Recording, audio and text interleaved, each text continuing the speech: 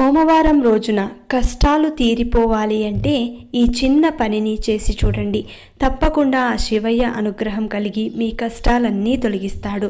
అది ఎలాగంటే ప్రతి సోమవారం రోజున తలంటు స్నానం ఆచరించి మీ ఇంట్లో దీపారాధన చేసి శివయ్యకు ఇష్టమైనది ఏదైతే ఉందో నైవేద్యం కానీ లేదంటే వస్తువులలో ఏదైనా ఇష్టమైనది ఉంటే గనక దానిని సమర్పించి ఆ తర్వాత మీకు ప్రత్యేకంగా చెప్పనక్కర్లేదు శివయ్యకు ఏది ఇష్టమో ఏది కాదు అనేది. మీరు మీ ఇష్టం కొద్దీ మీకు నచ్చినది మీకు అందుబాటులో ఉన్నది సమర్పించండి. తప్పకుండా ఆ భగవంతుడు స్వీకరిస్తారు.